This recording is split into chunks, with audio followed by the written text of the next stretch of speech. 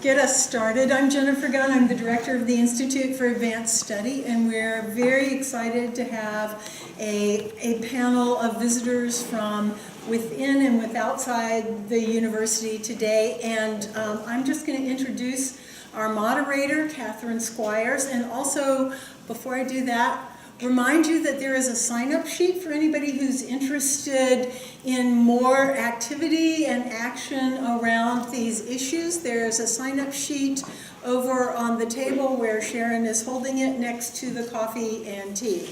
So please, if you're interested, sign up before you leave this afternoon. Oh, it's my great pleasure to introduce Catherine Squires, who is a professor in communication studies and also the director of the Race, Indigeneity, Gender, and Sexuality Studies Initiative here at the University of Minnesota. She is an author of several books, plural, Dispatches from the Color Line, and most recently, The Post-Racial Mystique. And she'll be our moderator today and introduce our panelists. So thank you, Catherine.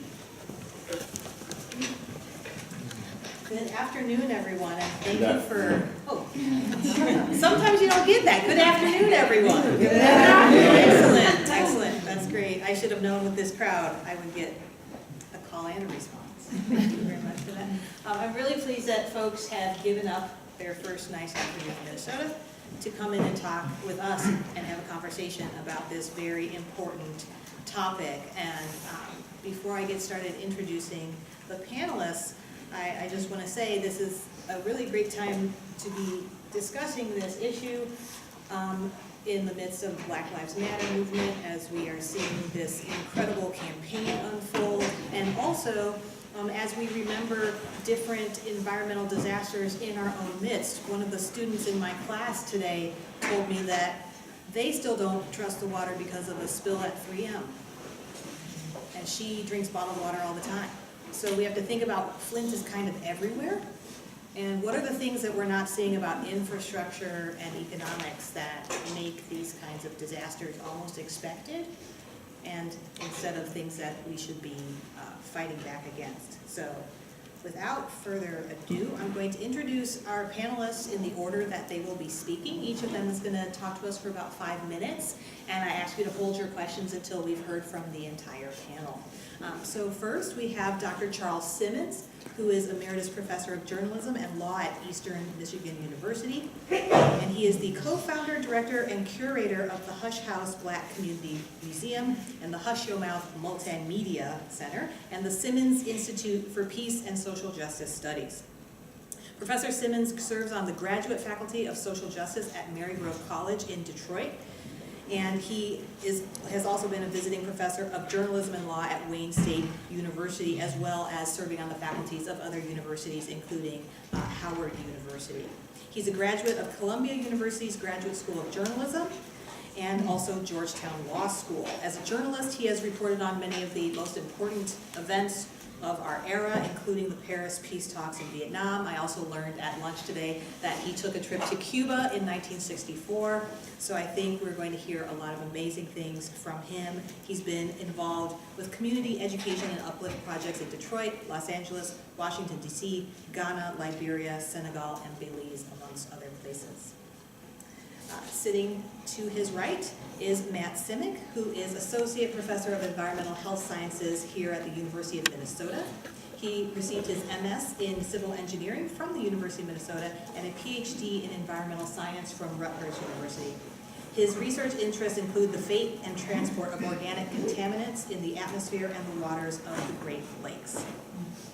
To his right is Dr. Oscar Garza, whose research is focused on the economic, historical, institutional, and sociocultural determinants of global health and health policy, and how they shape our approaches to improving healthcare through population health research. Dr. Garza is an assistant professor in the Department of Pharmaceutical Care and Health Systems here at the University of Minnesota. He got his PhD from the University of Iowa in 2013 and his Master's of Business Administration from the University of Toledo. Dr. Garza is also the director of the Praxis Institute for Community Health and Education within the College of Pharmacy, focused on reframing and further developing the college's commitment to and involvement in community-engaged teaching, learning, and research. And our fourth panelist is Iyekiyapiwin. I'm sorry, I practiced, and I'm going to start over because I want to honor the practice. Iyekiyapiwin, Darlene St. Clair. She is the director of the Multicultural Resource Center. The center supports the people who are learning about, teaching about, or doing research about people of color in the United States at St. Cloud State. She is a Sacred Lake Dakota from the Lower Sioux Reservation in Minnesota, and her research and teaching interests include American Indian arts and cultural expressions, American Indian education, oral ways of knowing and learning, and the intersections of oppression, particularly race and gender. And now, without further ado, I'm going to let Dr. Simmons start. Thank you. Now, am I speaking for 15 minutes or 5 minutes? 15. 5. No, he's 15. He's 15? We have Okay, 15. My apologies. 15, then 5. We want some clarity. Good afternoon, brothers and sisters. Good afternoon. And greetings from Detroit and Flint, southeastern Michigan, and along with my wife, Sandra Flint Oil, who's a Baptist minister and a anti-colonial missionary. We are doing social justice work in the community in Detroit and these other places, and we hope that this will be the first of a continuing effort to work together to address some of the major problems that we think are the greatest crises that the United States and the world has had probably since World War II. I also want to express our support for all the young folks who are fighting for peace and justice out in the streets, Black Lives Matter folks, and all the environmentalists who are dealing with water and clean air, trying to stop the pipelines, and all of these issues that I say are just a continuity of the colonial struggles that we have been fighting since the time of Columbus. And I want to say we are honored to stand on this space where our brothers and sisters of the First Nation have their blood. And in all of the buildings here and throughout the United States and the Central America and South America, where the indigenous people have been struggling, we express our honor for being here and our honor to our Creator. We're dealing with a particularly horrible struggle in our region where the government has intentionally poisoned our people. And I say that even if it was simply a case of gross negligence, as was Katrina and the various experiments on black people with the Tuskegee Institute and so on, the Tuskegee experiments, we say that there are 3 documents that we want you to take a look at. The Universal Declaration of Human Rights, the Convention on Genocide, and the Peoples of Color 17 Principles of Environmental Justice, all of which will support the view that these efforts, these murders have been done intentionally, and our genocide, just as much as the transatlantic slave trade and the slaughter of the first peoples of this continent. The beginning of the current Flint crisis of the water has its origins in a white supremacy framework wherein the city of Detroit was responsible for distributing water throughout the region of southeastern Michigan. And after the election of a black mayor, the first black mayor in Detroit, Coleman Young, many of the communities run by white leaders expressed a desire to break off from the Detroit system. They didn't want to pay any money for the water. They said they were paying too much, or the water wasn't right or something. And so there has been an effort ever since that time to break off from the water system of Detroit, which this, the scientific community said the water was good, generally. In the particular situation, more recently, the Republican governor, Snyder, has pushed for this very anti-democratic arrangement of having people who we call emergency managers, who have dictatorial powers. And it was something that was run through the legislature illegally, but it holds up because they have the numbers in the legislature. And they have gerrymandered the district so that the people of southeast of Michigan really, even though we vote on something, they take the vote and do whatever they want to do anyway. So I say it's a totally anti-democratic arrangement. And while we're fighting with troops on the ground in Syria and Yemen and Libya and Afghanistan and Iraq and who knows how many other places, we've got troops on the ground in every country in Africa. We've blockaded the people and tried to starve out the people of Cuba for the past 50 years or more. And I would say that those folks who we're fighting and trying to install governments of democracy probably have more democracy already than we have in Southeast Michigan. And in all of the locations where we have environmental managers with these dictatorial powers, and I mean they have the rights to negate anything that the city council has passed, anything that the mayor has passed, anything that the school board has passed. They can undo it. They can break contracts with labor. They can undo pension arrangements for people who retirees. They've snatched their pensions. I mean, it's a gangster type of operation.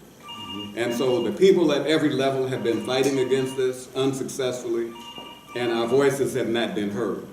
So as Martin Luther King had pointed out in the late 1960s, before he was assassinated, there were three monsters that we have to deal with in the United States, including white supremacy, militarism, and one other.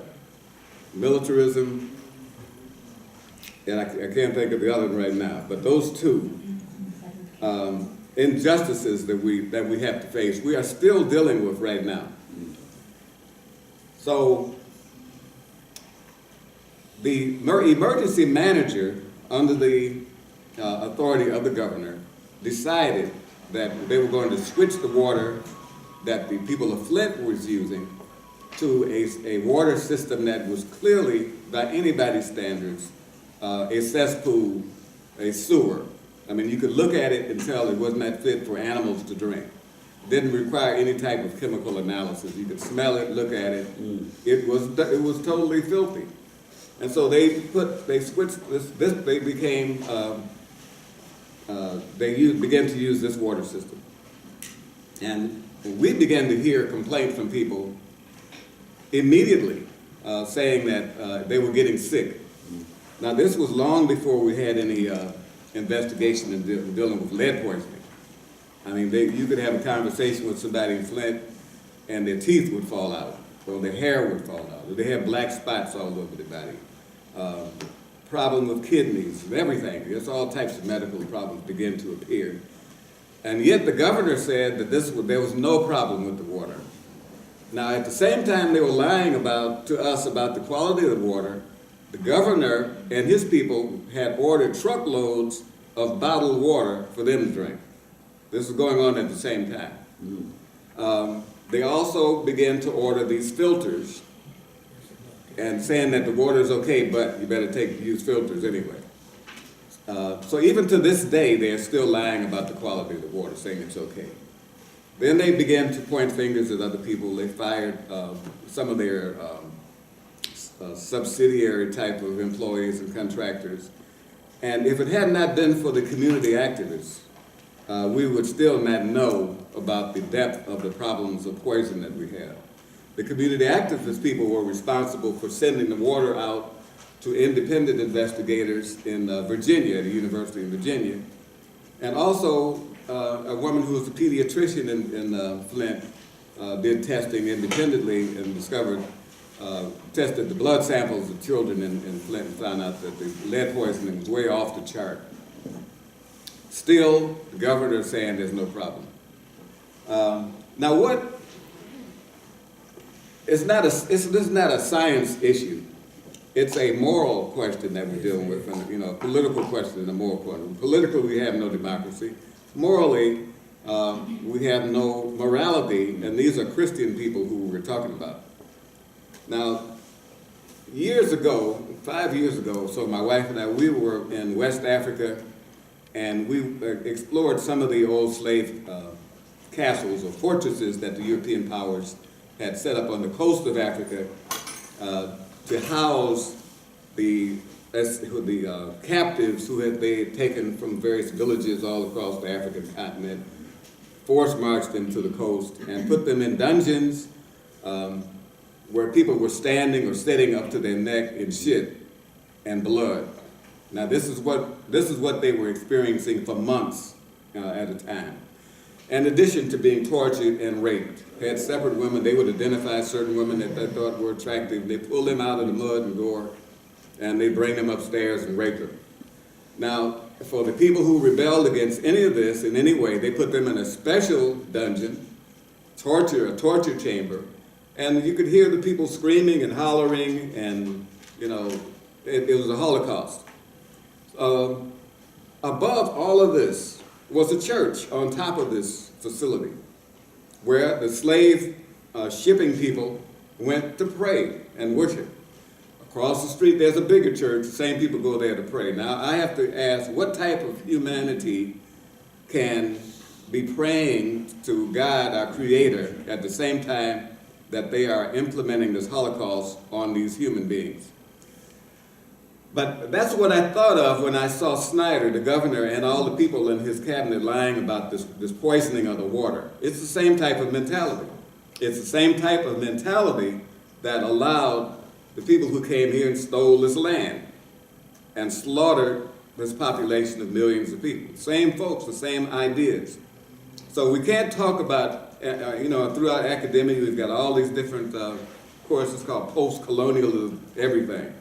There's no such thing as post-colonialism. We're dealing with colonialism and slavery right here, right now, with new names.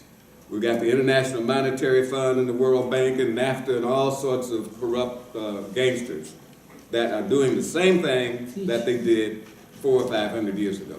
So we need to be clear about that. We're still dealing with white supremacy in all of its manifestations. So Flint is a problem of white supremacy.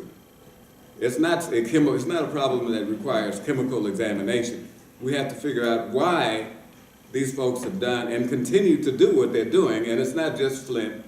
There are many cities around the United States that have similar problems of poison in the air, in the water, in the land, we got it in the ocean, and everywhere that we can imagine, we've got poison.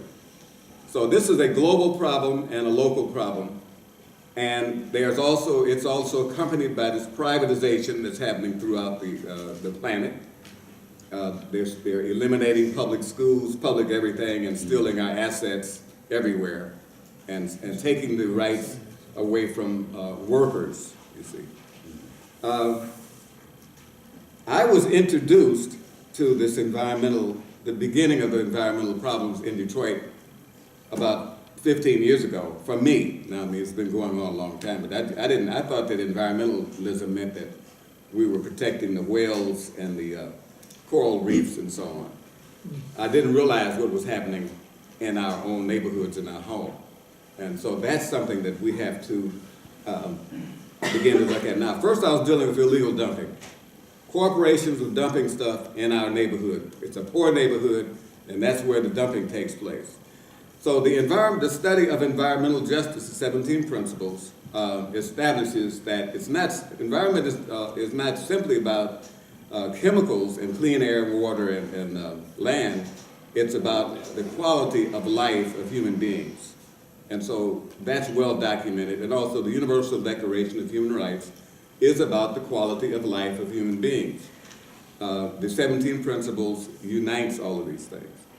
The Genocide Convention says that an attack on a group of people or any part of a group of people intentionally to either assault them or to murder them is genocide. And so we need to keep these things in mind as beginnings of exploration when we're looking at these problems. So this is an interdisciplinary discussion and exploration, and it affects all of us. Now, some people who live in cleaner environments don't have as much of a problem. But there is no safe place. There is one air, there's one water, and so we're all going to be subjected to this toxicity in some way or another. The illegal dumping took place, excuse me, in my neighborhood, and the people would come at 2 o'clock in the morning to dump stuff, and they would cover up the license plates, trucks, and they would, gangsters were doing this on behalf of the corporation. They'd tell the neighbors that if you report this, we're gonna firebomb your house. So that's the type of, so that's how environmentalists implemented at the grassroots level that we deal with. Land grabbing today, the gentrification means that some people are going to be physically removed. The bulldozers show up, tear down your house. That's what we're dealing with. So we have to come up with some radically new ideas about how we're going to work together from the campus to the community in a way that's based on equality and justice. Excuse me. Militarism, we're spending $1 trillion or more a year to fight people when we should be trying to find out how to work together peacefully around the world. And so until we do that, we're not going to be able to solve our domestic problems. And so I'm going to stop there until my voice comes back. I want to say one more thing. Student loans, student debt, the fact that students have to pay for college, you are being pimped. They are stealing your resources, they're stealing your parents' resources. The fact that we've got trillions of dollars offshore with this Panama leak, that's your money that they've stolen from your families over the years. And that should have gone to pay for the university education that you've got all over the United States. Your education will benefit the society as a whole. So if you don't fight for free education, you are being pimped in the same way that slaves were pimped, that the First Nation was pimped, and still is. Thank you. Teach.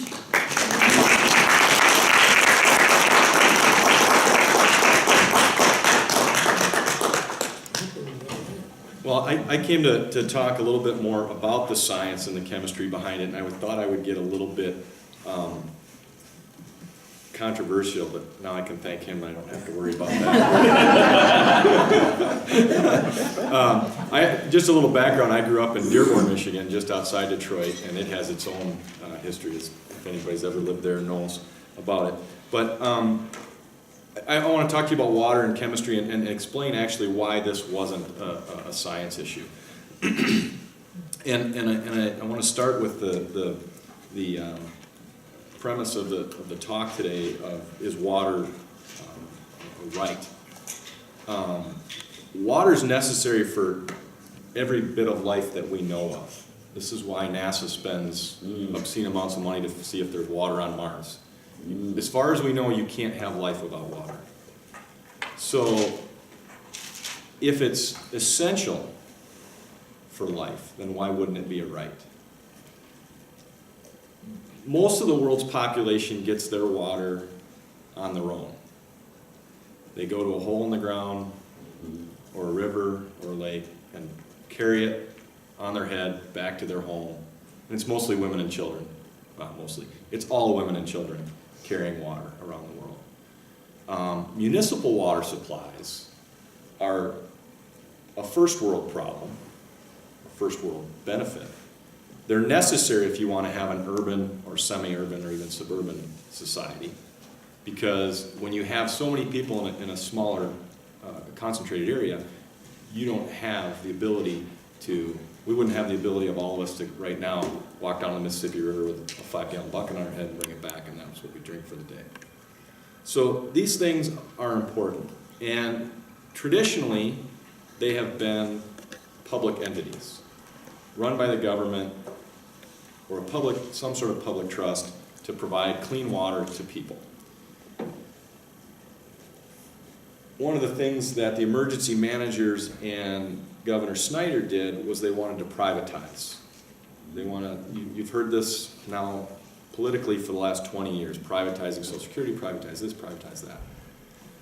You have to think about what the goal of a corporation is. What's the goal of a corporation? Make money, right? It's to make money. It's not to provide clean water, it's to make money. So if your goal is to make money, and that's your number one goal, you're going to have different priorities than if your idea is to bring clean water to people. That's your main goal.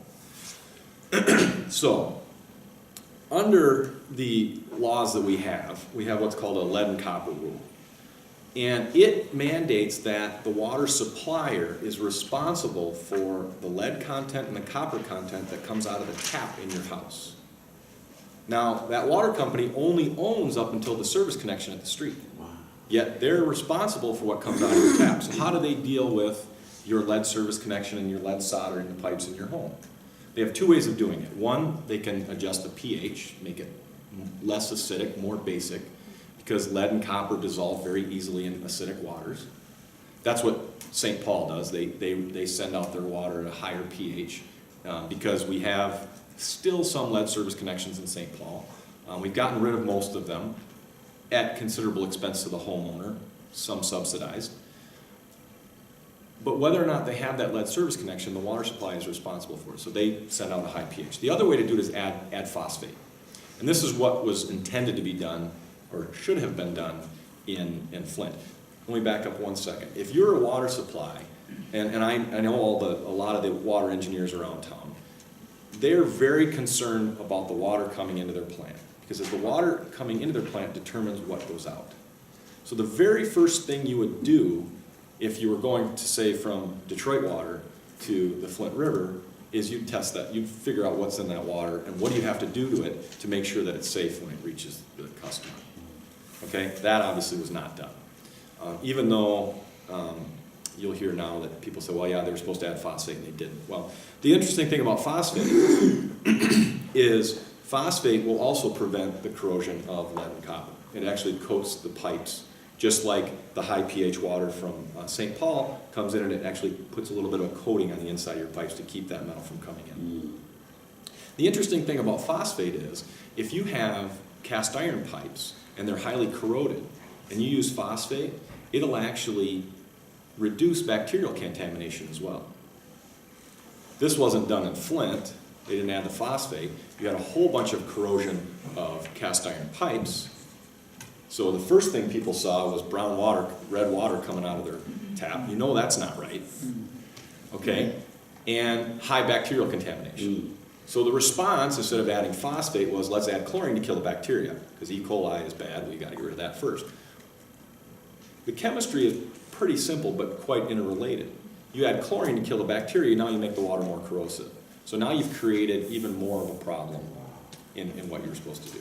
So there was incompetence, whether it was, so I have my postdoctoral advisor always gives me a great story. He says, never confuse incompetence for malevolence. In this case, I think there was both. Driven by wanting to make money. So in the end, and I was mentioning to Dr. Simmons, I have a friend from high school that's an editor of city page, Metro Times. It's like the city pages of Detroit. And they've actually, in the last 6 months, uncovered quite a few emails that went between the emergency manager and Detroit Water and the governor's office on how moving from Detroit Water to this company wasn't actually going to even save any money. In fact, the Detroit Water System said, okay, if it's too expensive for you, we'll give it to you at a reduced rate. And they said, no, we're going to move to this private company. And the city of Flint, the city council voted in favor of it, but it didn't really matter. It didn't matter whether they voted in favor or not, because as he mentioned, the emergency manager had carte blanche to say, this is what we're going to do. So it's a situation where it was really easy to prevent. And when something's that easy to prevent, it's hard to not find malicious intent. Here in Minnesota, we have We don't have the same issues in terms of our water supply. Both Minneapolis and St. Paul get their water from the Mississippi River. We're very fortunate. We're upstream of everybody. I had a friend that was the Minneapolis water engineer, and he said, I hate my job. I clean the water so that people can water their lawns. But really, there's not an issue. We do have issues in Minnesota with environmental pollution. In areas talking about dumping, we have Native American communities in Cass Lake where it's a Superfund site. And in order to clean it up, they wanted to buy out people's homes. Well, this is where we've lived for generations. We don't want to leave. All of a sudden, there's a whole bunch of slags dumped on their front lawn. Do you want to sell now? So these things happen here in Minnesota.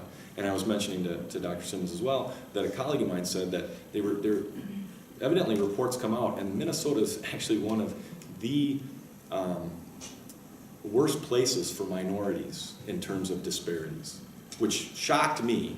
Again, growing up in Dearborn, Michigan, moving to Minnesota where it seems very progressive, and to find this out, I was really kind of shocked. But it started to make sense when you think about where people live and what they have to deal with. Think about wherever you grew up.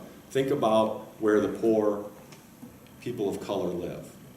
Generally, it's on the west side of town. Other way, east side of town. Sorry, east side of town. Why? Which way does the wind blow? From west to east.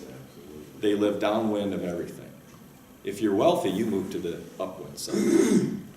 And with that, I'll stop, because I could go on further.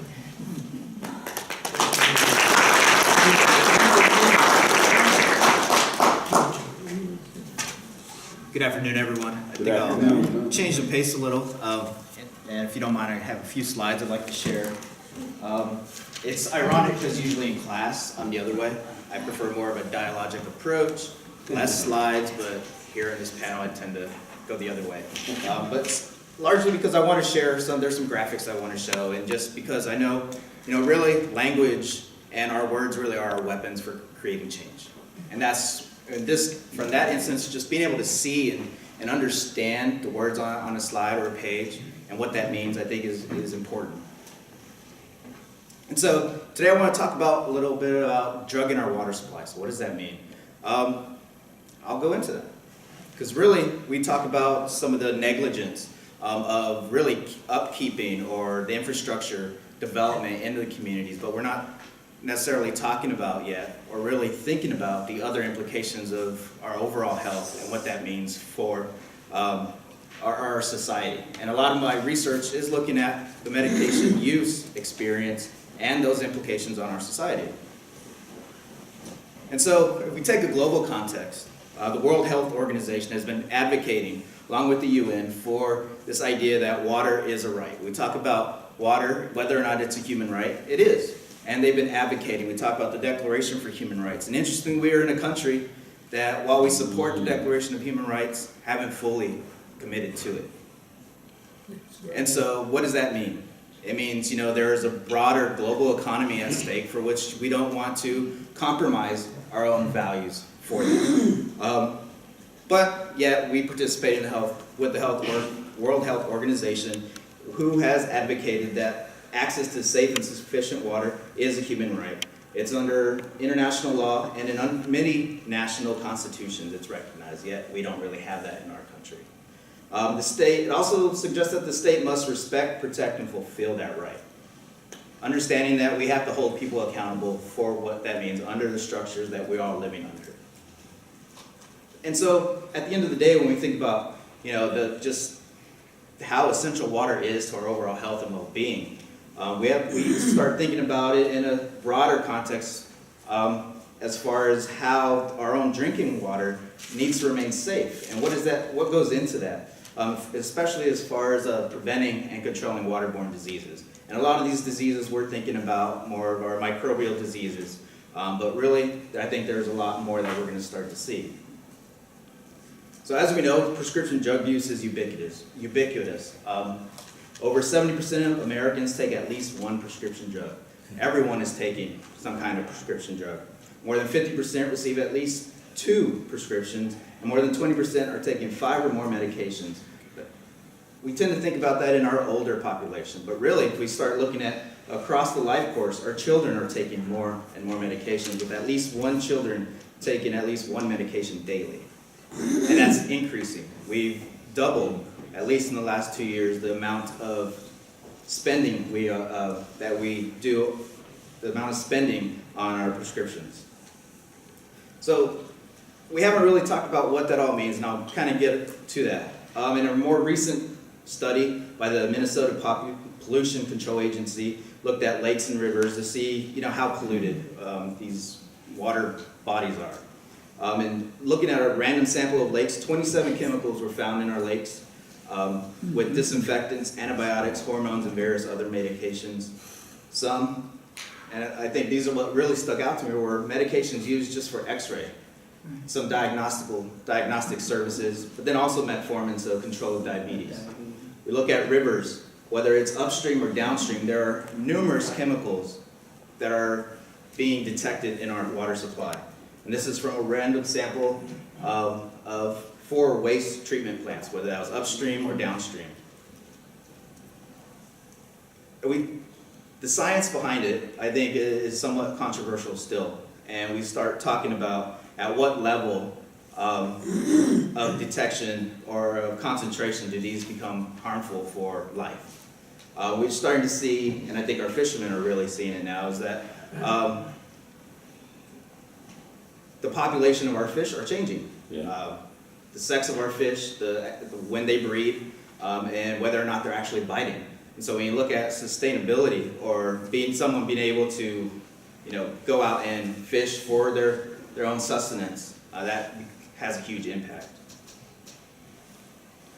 So one of the things, so how does that happen? So I think for this, I wanted to kind of talk about, as ubiquitous as pharmaceutical use is, we tend to think about it from an industrial side. What in that production, how is that affecting our water supply?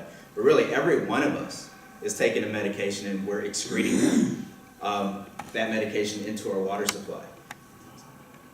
So you look at how it goes through the sewage system. There are leaks just from our lack of infrastructure support and cuts in funding to be able to sustain that, like what we've seen in Flint.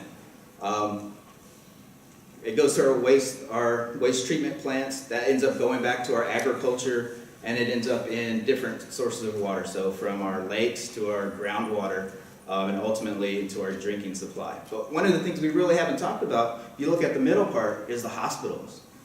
How many medications are being used within our medical centers? These are people taking multiple medications, and in the end, they're going into our water supply without any type of treatment. A lot of the treatment for our water supply is really to detect some of or I guess prevent some of the microorganisms. As a colleague talked about, some of the lead, other inorganic types of material, but we're not screening for the medication or the other types of pharmaceuticals that are in the water system. So this is not just through our use, but then also in our agriculture. We talk about organic food and anti-hormone antibiotics, that kind of thing, but there's still a lot of our animals need to be treated to keep them healthy. So that's still being excreted, and that gets reintroduced into our water supply. And so really, I think we're at a crucial or watershed moment where we're venturing into the unknown. We really don't have or know a lot on the effects to other wildlife. We're starting to see more and more in our fish, but we don't know within the ecosystem how that's affecting the flora and fauna, as well as our that effect on humans. And then we also, so I guess from this, I'd like to just really push for more improvements in monitoring and treatment of the water, but from that different perspective that we sometimes forget about. So with that,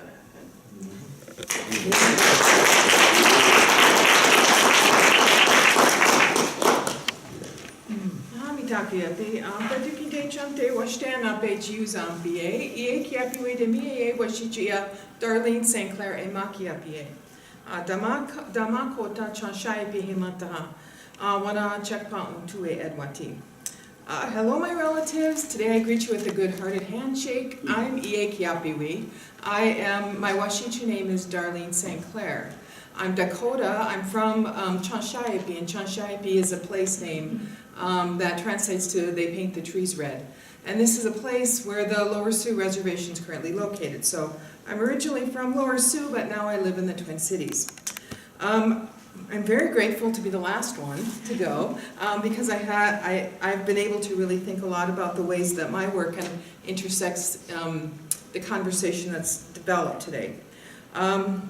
So one thing that I think really came out of Professor Simmons' comments is that Flint is not an innocent mistake, and Flint is not an isolated incident. That this is really the way the business is done in this country and the way that business is done in many countries. I think my own research, the work that I do is really intersects with Native Nations of Minnesota and in particular Dakota studies. So I thought, in thinking about what we've heard today, I've thought a lot about the ways that Indigenous knowledge systems may have something to say in this conversation. So, some of the work that I'm doing now is finding ways to sort of communicate traditional values and traditional philosophies in order to have a greater understanding of Native experience. So I have a few things that a few sort of traditional Dakota philosophical orientations that I want to talk about that I think are relevant here. So if I think about just the name of this place, we call this place Minnesota Makoche. Minnesota, mini meaning water, sota meaning the clouds are reflected in the water, and Makoche means land. So we call Minnesota Makoche this landscape, and what denotes Minnesota Makoche is the water. And so Minnesota Makoche has creeks and ponds and rivers and streams and lakes, and these things are an identifying characteristic of the landscape, and that's where the name comes from. And contemporary Minnesotans, the word that we use, part of our identity when we identify ourselves as Minnesotans, is connected, it remains connected to the water. We think of, as a Minnesotan, we think of connections or the lakes and the rivers and the streams that are where we live or that we have relationships with. So to continue to have that kind of relationship, even contemporary times, traditionally Dakota people certainly recognize this landscape as being intimately tied to the dependence and the primacy of water, but I think we even maintain that in our identities as contemporary Minnesotans. So when we hear about the impacts on our lakes and rivers, when we hear about the impact on our water in Minnesota based on agriculture and based on other kinds of pharmaceuticals and other kind of pollutants that are coming into our water source, this should concern us all. I think Professor Simmons said, there's no safe place. He said there's one air and one water. This really is sort of a philosophical orientation that fits well into our concept, sort of a traditional concept we call mitakuye oas-i. Mitakuye meaning my relative or my relatives, and oas-i meaning all or everything or everyone. So if we have this, in Dakota we have this concept of all are my relatives, or everything is my relative. Of course, we think of that as meaning the kinship systems that we have within Dakota society of other Dakota people. But it doesn't end there. When we think of mitakuye oasi, it also includes all other humans. It includes all other living things. It includes things like water, it includes rocks, it includes spirits, it includes skies and winds, all these kinds of things. So we have a very sort of broad understanding of our relationship. I think this is a concept that is very, very relevant in this conversation. Professor Simcik, explained to us that something that we know, but we have to continue to be told, which is sort of evidence of our how these traditional teachings are sort of disrupted from our contemporary life. He said, no life without water. If there's no life without water, he said, why is this not a human right? And I think that this is an important point. The last concept that I want to talk about is connecting to what Professor Simmons talked about when he talked about, he made some really important connections in his talk between this experience in Flint and a long and continuing history of, he explained, genocide, land theft, and enslavement. And he made a point, really strongly, that this is not something that's just a historical experience, but these are ongoing. And I think placing Flint in sort of that historical time frame is really important. But for us to not forget that these are ongoing experiences. When I think about genocide, land theft, and enslavement, it really makes me think of kind of the ways that we have been, the efforts at addressing the ways where we've been dehumanized. And so I want to say a little bit about that. So when I think of dehumanization, which I think is something many of us don't struggle with enough, I think of a Dakota concept we call Iyekiyapiwin. Iyekiyapiwin really translates to common man or common person. And the way that I was taught is that you're not really born in Iyekiyapiwin, a common person. You really actually have to struggle and strive to become a common person. That this is effort that you do your whole life. You're trying to become a common person. And I think that the language, I think we have to sort of dig a little deeper into what that meaning is. And I would say that what Iyekiyapiwin is really about is living into our true humanity. So if we think of to be a man or to be a human is not just to sort of be a biological or physical being, but it's sort of to express and live into your humanity. So I think some of the, what comes out when we think about Iyekiyapiwin is an effort that we must make to both recognize how we've been dehumanized, and I think there's a long an accounting of that, and there's a real need for us to address the ways we've been dehumanized, but we also need to be taking an accounting and addressing the ways we have dehumanized others. So these are just some concepts that as I was listening to your conversation, I really thought Indigenous knowledge systems and Dakota philosophy in particular really does have something to say about the Flint water crisis. So Iyekiyapiwin.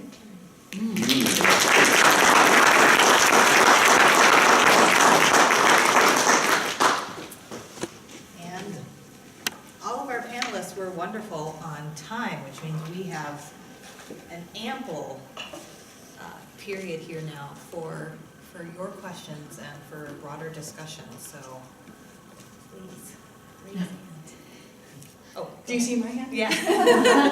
I wanted to ask a question of, I don't know, Professor Simmons, if you're aware of this, but I had read that GM early on, General Motors early on complained that their water was mucking up the machinery, or maybe somebody else knows, but that GM complained that the water, when it started coming from the Flint River, was having a negative impact on the machinery at GM, and so they sort of got special dispensation and were rehooked up to the old water system. Is that true? Yes, GM's manufacturing process, the water in that river, in the dirty river, messed up the outer parts. And so they had to stop using that, and they got special dispensation from the governor, the emergency manager, not to use it. But what we don't know is that the reason the river was messed up in the first place was the industrial process of the spill-off that General Motors and the other industrial corporations have been dumping in these rivers throughout industrial America for 100 years. And so they need to be made to clean it up, you see. We need to charge these corporations on the front end for cleanup. Now they're going to spread it in the cost, but they need to be forced to pay the money for all these plastic bags that's all over the world in every river and ocean. You know, these companies need to pay for that. But they were allowed to get out and to use the Detroit River, and where the other people, where the ordinary consumer was not. We had a situation here in East Metro where 3M's had some contamination of water. I heard a comment from an Oakdale resident who put it about as best I could. He said 3M peed in the pool and they need to clean it up. So, same situation.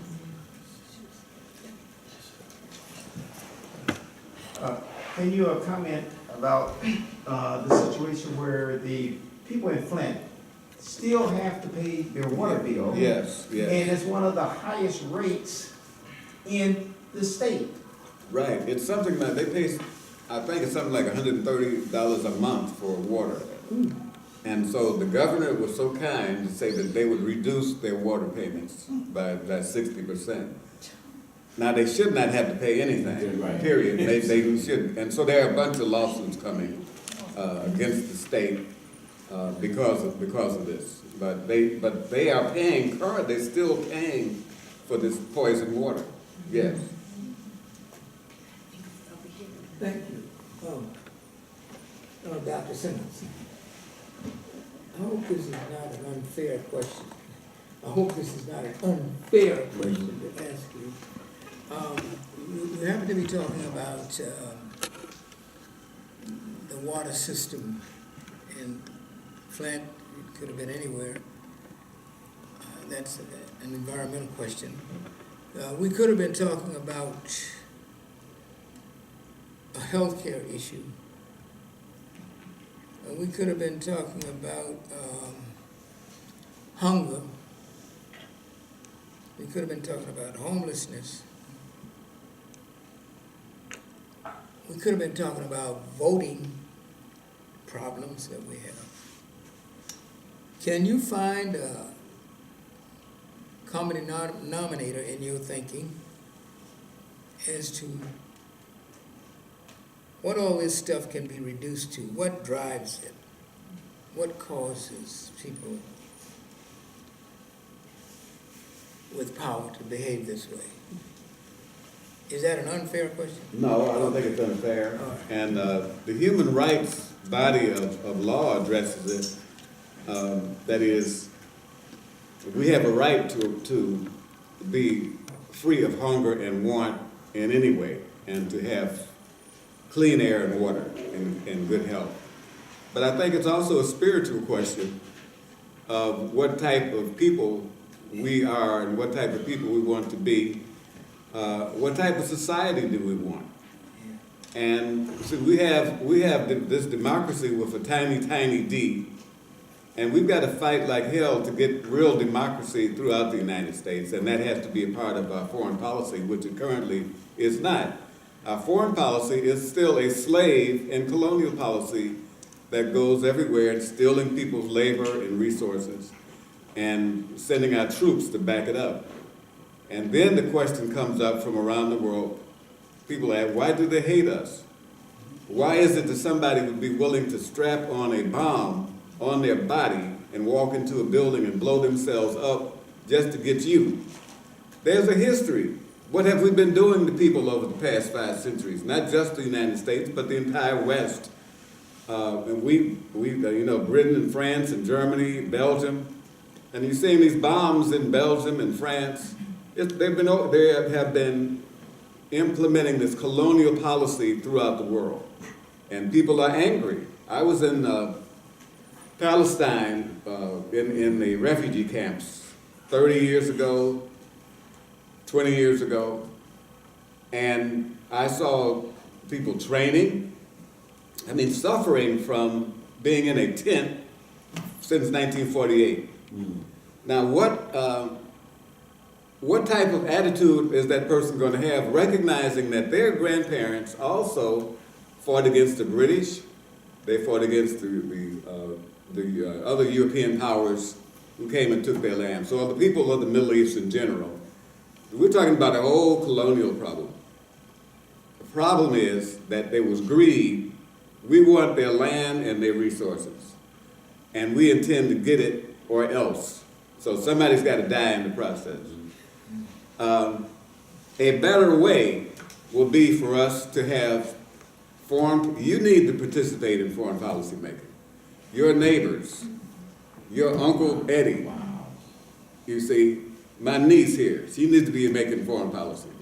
So we can have ordinary people talking who don't have any skin in the game, that is, we don't have any investments in the oil or diamonds, wherever it is, to steal somebody's resources.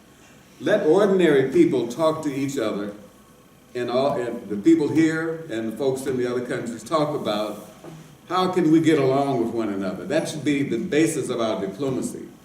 Then we won't have to spend trillions of dollars on warfare that's going to kill our kids with all these nuclear, depleted uranium and all this stuff we're using in bullets now, and drones, and it's killing our kids as well as the young folks all around the world. That is not a solution to any problem. We can't bomb them back into the Stone Age, and we're bombing ourselves. I mean, the war is obsolete.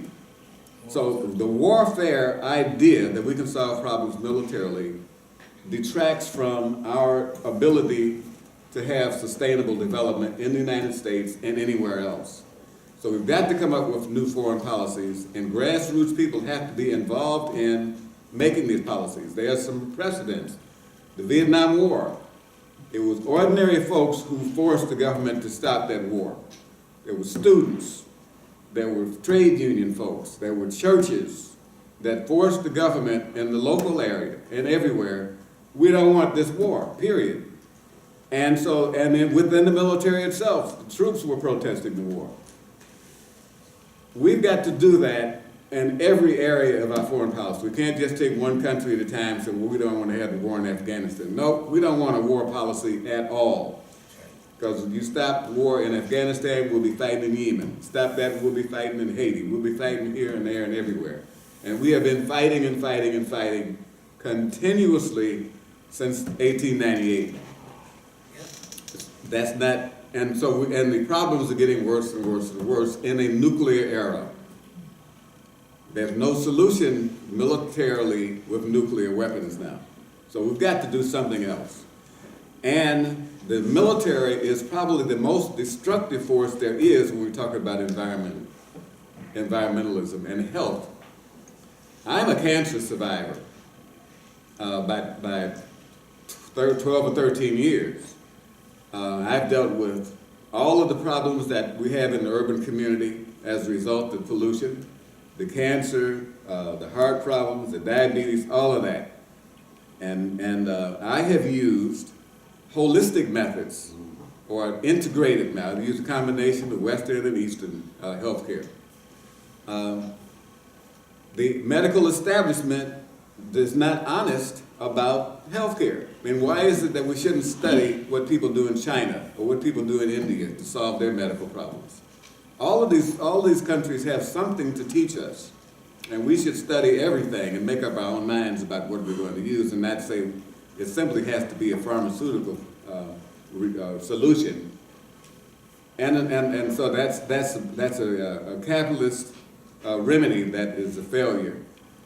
And then the issue of tropical medicine. We have the Zika virus and all the various viruses and malaria that come up from the tropics.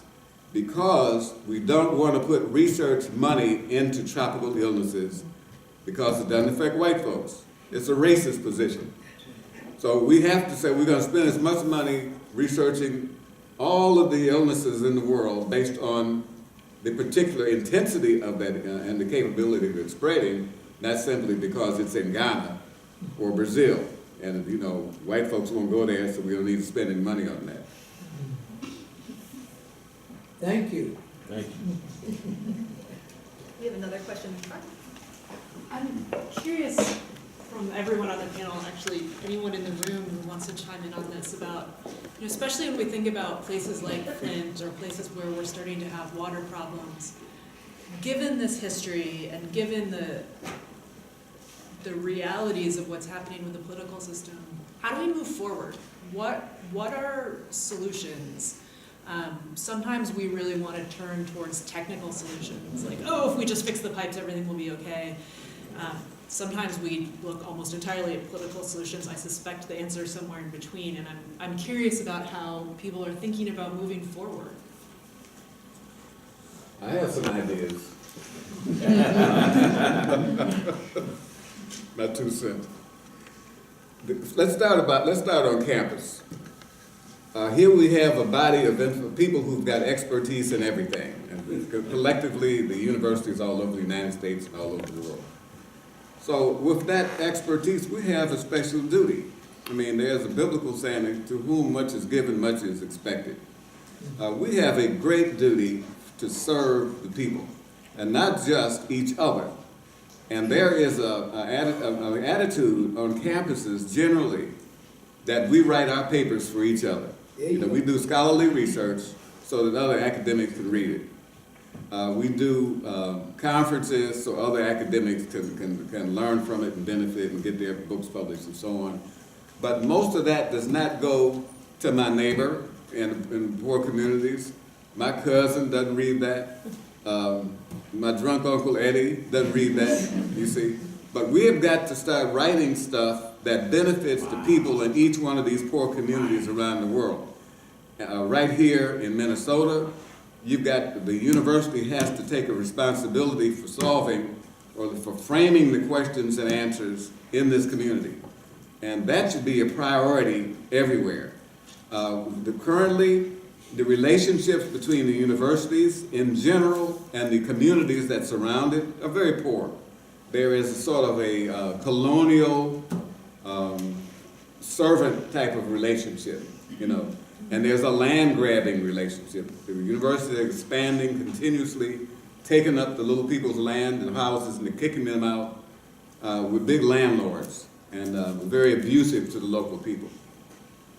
We should be working with the people in the neighborhoods as equals to find out how do they perceive their problems and what can we do, how can we shift our research to solve the problem in that neighborhood. We should have people from the neighborhood should be at this conference right now. Right now, they should be here. The poor folks from wherever, the reservation should be here talking about their problems. So we are conducting ourselves in a very colonial, and I'm not just talking about this university, but all the universities around the United States generally have the same type of policy. Now, people have good intentions, but the systems that we have are not serving the people. And so we need to think about also interdisciplinary work, like this panel, for instance. Bring people from the technical areas, science, engineers, social scientists, psychiatrists, people in theology, recreation folks. We've all got to work together to solve all these problems. We can't be isolated and just talk about things within our own little departments. That doesn't go anywhere. It's good for us getting tenure and promotions, but it is not solving the problems of America in the way that we have a capability of doing. So the internships, let's have faculty and students doing internships in the poor communities, as well as bringing the poor folks onto the campus and working people and professionals from other fields, not just thinking that, well, the people in the rich corporations, they're the ones who have the best ideas because they're rich.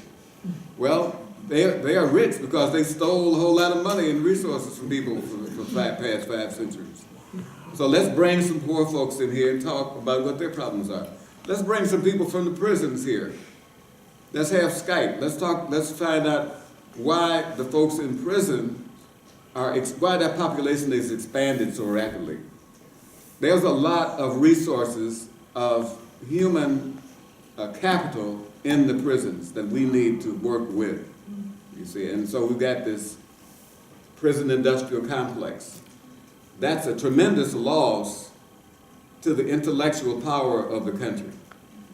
So those are some of the ideas. We used to have, at least 10 or 20 years ago, we used to be giving out degrees to people in prisons, and they used to come on campus.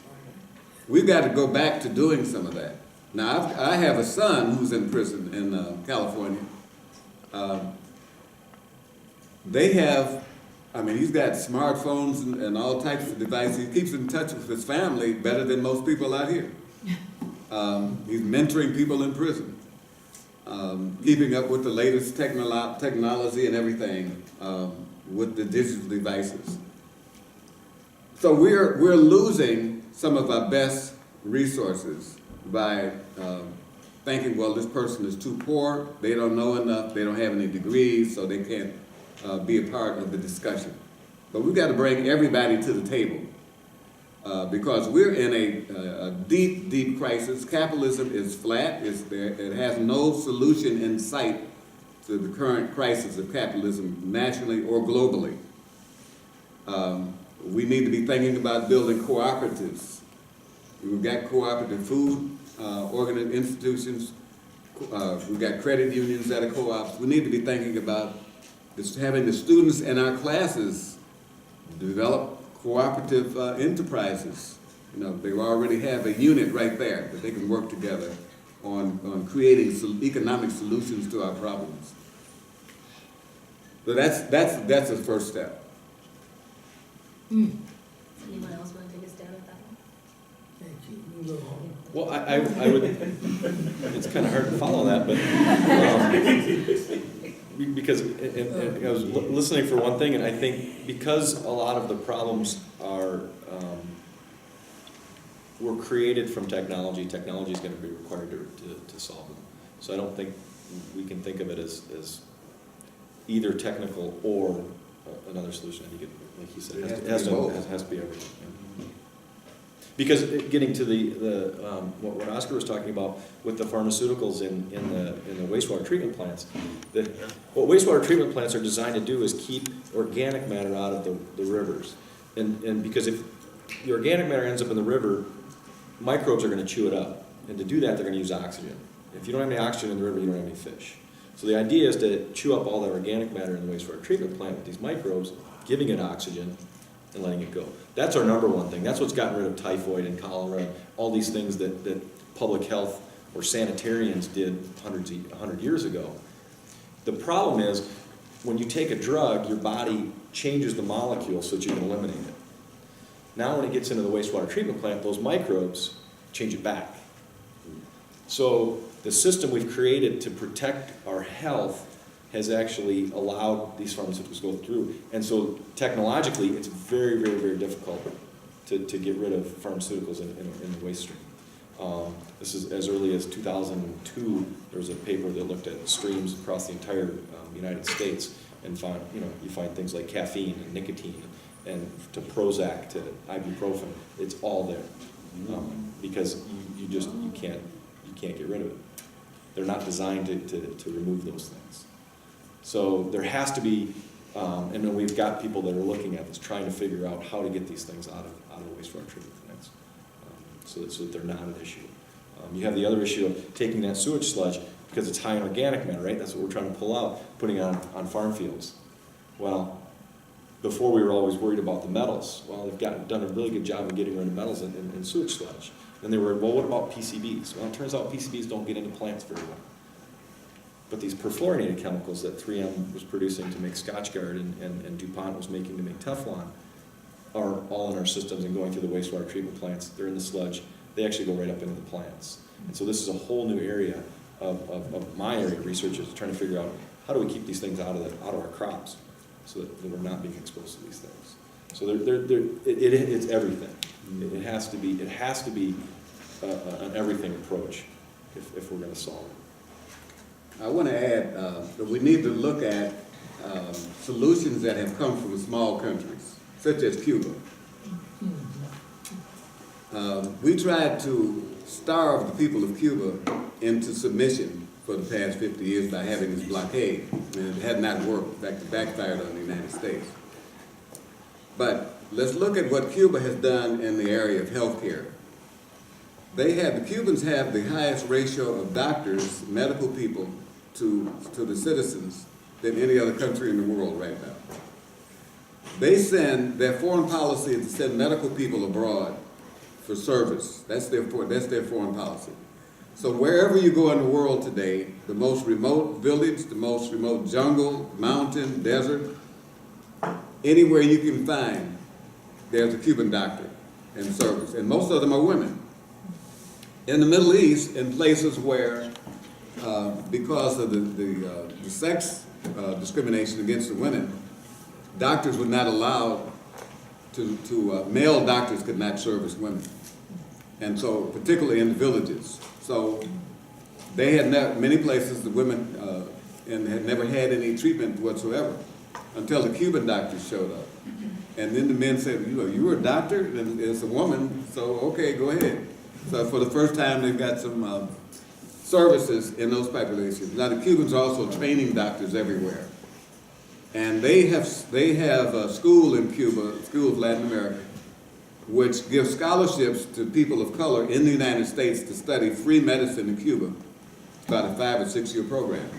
And that's been in existence, I think, for about 10 years, maybe more.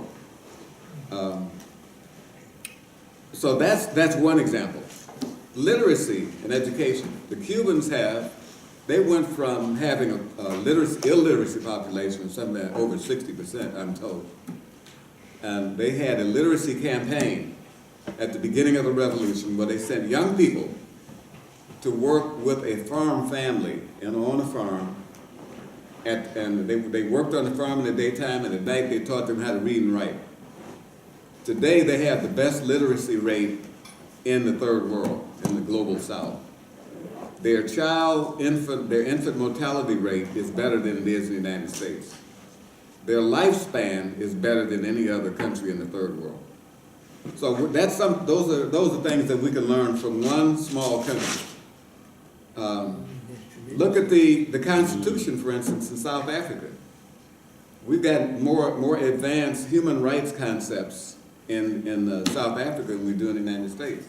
You see, so we've got a lot. We don't focus on what they did in Sweden, what they did in Norway, or Denmark, or London. Some people have resolved some of the problems about prison recidivism and things like that, and healthcare and housing.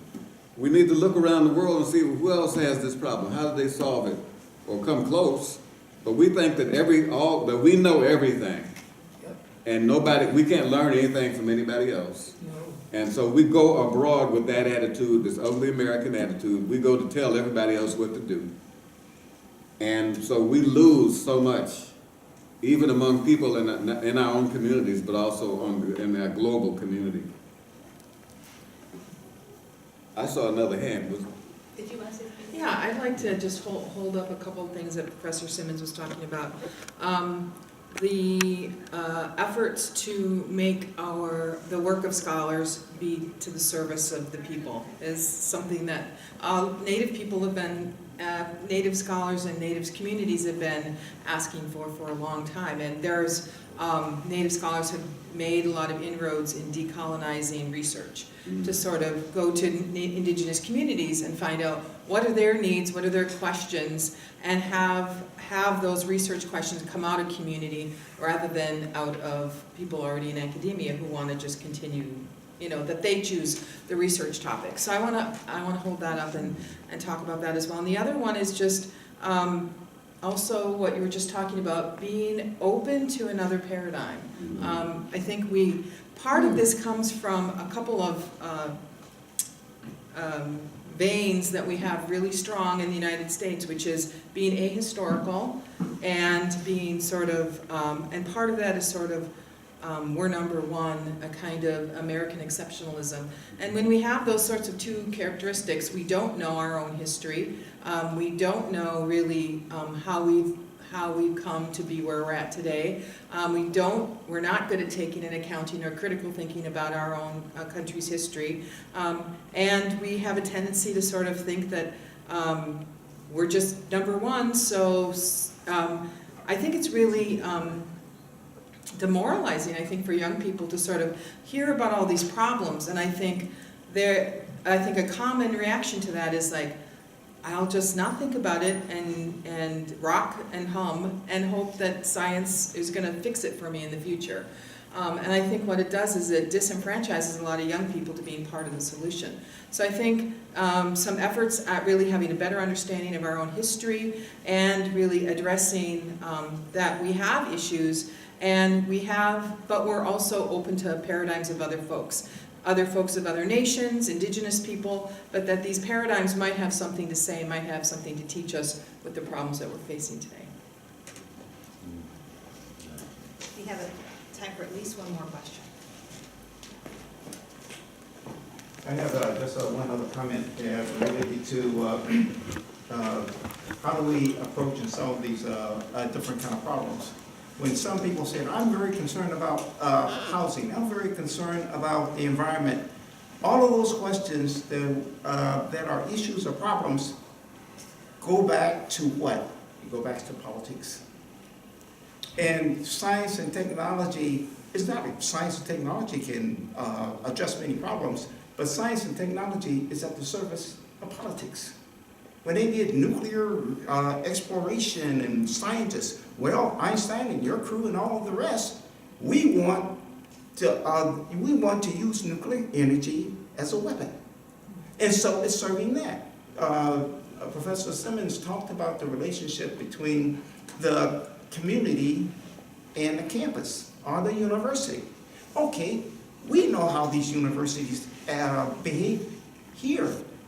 Who's being served by the university? Priority number one are the corporations.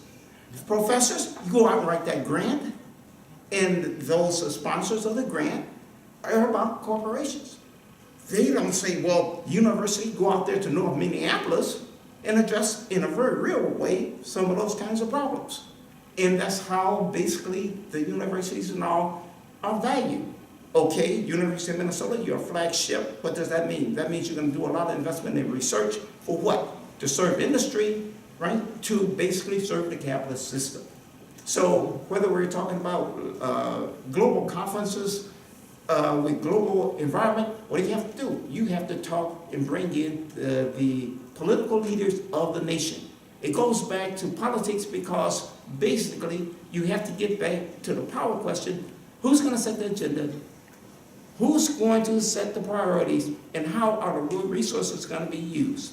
And one of the reasons why we have so many problems and why these billionaires and millionaires have captured the government, and we have people like the Governor Snyder and all of that, is because they have captured the control mechanism, and they're making that mechanism serving those who have captured it. And the elites have captured it, and they're going to make this system serve their interests, and they begin, and that's why it's always this intense competition. Who's going to capture the control mechanism? And poor folks and all have lost that. And then what has happened in terms of the emergency managers and all of that, we're going to change the political structure. We're going to take common folks out of the game and forget about democracy. And then this is, as you said, it's about anti-democratic, right? We're going to take the control, we're going to take command of that control structure, rip it out of the masses, and we're going to make it service. And of course, since they don't count, you can poison the water, you can poison that. Of course, they're going to be affected eventually by it too, but that's what happened. And it goes with the capitalist values, and the more it becomes these capitalist values, it devalues us as human beings. One addendum. The big scary word is moral. You alluded to earlier about being ahistorical. That's what we are essentially, and I think in many respects, anti-historical. There are people who just don't want to hear it. You know, I don't want to hear about anything that I don't know. It's something like the arrogant father of sociology who believed in intellectual hygiene. You know, I don't want to hear anything I don't know. I'm not taking anything I don't know. But I think I want to bring back the question of, you know, the thing that Martin Luther King tried to teach us, and we know that human beings, all societies have moral systems. You might not obey it, but you know what ought to be. You know what should be. You know right from wrong. Everybody has a sense of that. To abuse other people, I'm not going to talk about race because that's insane. To abuse other people is wrong. That's it. The people who run this country they are deaf ears on that kind of question. You can't continue to treat people like this. I fully expect guerrilla warfare to break out in this country sometime between now and the next election. It has to happen.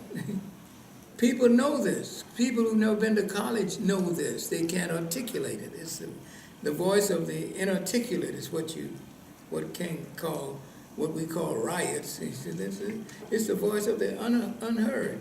You know, people are deliberately dehumanized. And we know it. That's the point. I never thought I'd hear that said from anybody in the government until Obama's Attorney General, I forget the names because I don't respect those people, so you got that. So I don't even know his name. He's a black guy. But he said it. You know, we're moral cowards. I never thought I'd hear that word come from, I haven't heard that since John Kennedy, 1963 civil rights speech, that this is a moral question. It's not just political. Politics is about the practical solution. We want results, you know, what the hell with how we got there, and we want to be, that guy who's running for president, he might win. I know he's world famous, he's a businessman. Again, they low on my mind. I can't remember his name, although he's world famous. You know what I'm talking about? Yeah. Okay, so, I mean, just, he is an American. There's no question about it. He's an ugly American overseas. And we know this. This is an awesome person who's used to having his way. And the two things that says it all in America, and I think both of them are wrong. To be rich, super rich, overly rich, I think is immoral. That's what I think. And the other thing is to be white. I don't think there's any such thing in biological terms. I don't think that's real. That's a myth that grew up with Columbus and slavery and colonialism and so forth. Most white people don't know that they just start calling themselves white. Just a minute ago in history. They don't even know what that means. They don't even know what Caucasian means. That's not simply somebody's skin color. That's a language and a land and a history. And that the racists that came out of Europe in the 1700s, you know, the Commonwealth, they put racism wasn't born in America, it was brought here. That's a new idea in the world. Negro, they never existed. Half-breed, Indians who don't even live in India. What are you talking about? Most people don't even know what they're talking about. I don't think color defines who people are, their humanity. I don't think that, you know. But I think it's real, like culture and history and values and beliefs and even myth. And the biggest one of them is the myth of race. That is the most powerful myth I think human beings ever created. It's a myth, you know, there's some truth to every myth, right? Yeah, but most of it is not real. What's wrong with race is it goes beyond the fact. When you look at me, you go beyond my black skin and start talking about everything else but biology. How smart I am, you know, whether I got good manners. You know that. You know, by looking at me, you can tell. That's insane. And I think my brother, Albert Einstein said it best for me about America. 2 minutes after he walked in Princeton, he observed the situation and said, this is wrong. The system that people who are white set up is wrong. That race is wrong. He's saying that I am not going to be silent about it. And that's why you can't find his writings, anti-racist writings, they're out there, because the whole conspiracy was the New York Times wouldn't print his speeches that he delivered to black colleges, you know, on the theory of relativity. They don't talk about his relationship to Paul Robeson and W.B. Du Bois. These men were friends. In the New York Times, they blacked out. You couldn't use it. They never printed the speeches that he made to black colleges. Einstein, that's why you don't know, they restricted his lecture to move around and lecture. One of the greatest scientists ever lived. because he was anti-racist. He didn't believe in that myth, and he talked about it openly. And he said, if I get the chance to talk, I'm not going to be silent about it. And he wasn't. But the New York Times, all the news that fit to print, suppressed his anti-racist statements. Black people in trouble. Everybody knows that. People say, we have a crisis. We were born into a crisis. That's slavery. We are a crisis. But what is not generally known is the people who see themselves as white, who accept that nonsense, they're in trouble too, in a big way.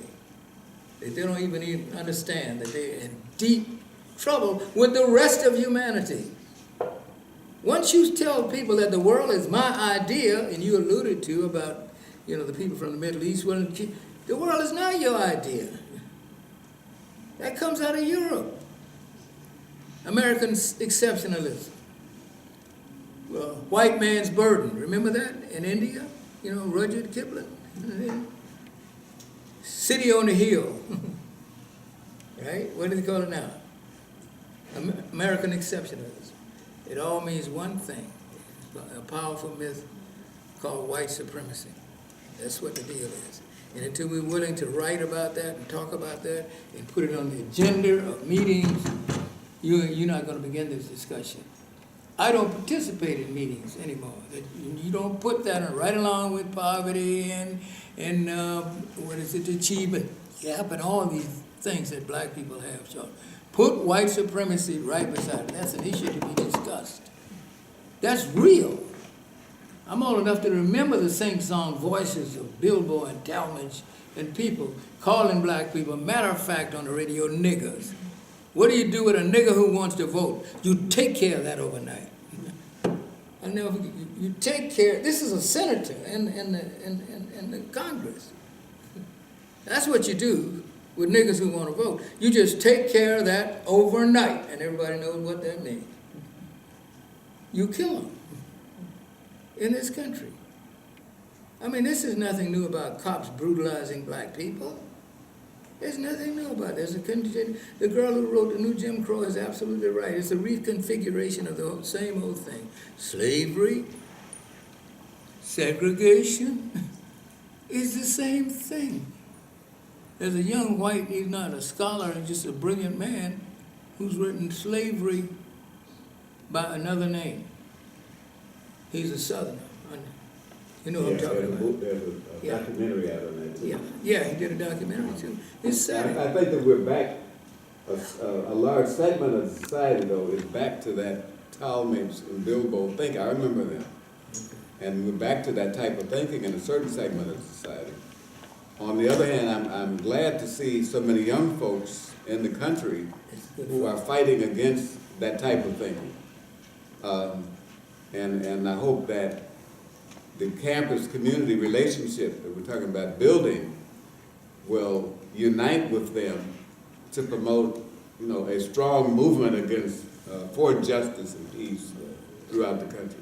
But how is our time? Our time is exactly now. Well, can I say one thing that I captured from the three of you that I thought was most important? Because you asked what was the underlying principle, the first question you asked. And his answer in one word was greed. And then you talked about politics. And politics is the vehicle or the tool to go after greed. And if young people are rejecting it now, that's great. But if greed comes in, that goes out the window. So you have to use politics to go after greed, or recognize that they're using politics to support greed. Yeah, I recognize politics is something that's essentially amoral. And I'm saying that the moral question has to be raised about human decency. That's all I'm saying. Politics is a cradle of great reality, but it doesn't have to behave this way. You already alluded to some real human questions that come out of politics in humor. People don't have to be this way. You can change your mind. And that's, I think, a good place to end this period, but we also want to invite people to move out to the alcoves if they want to continue conversation. But I think the issues of intra and international conversation and fighting against ahistoricity and actually showing people how they are actually needing to invest in understanding the traumas that have been put on certain communities, that certain communities have suffered from, that they actually have a stake in undoing that trauma, I think is also something that we should punctuate, right? Is that we won't solve these problems without understanding how those traumas came to be and how those inequities came to be. We cannot have the solutions, whether they're from science or people applying science in the ways that it needs to be applied, without having that knowledge base, right? We will repeat the same mistakes if we don't have that knowledge base, if we don't embrace those failures and learn from them. So thanks everyone. If you want to move out in the hall, we do have a class coming in unfortunately, but thanks the panel.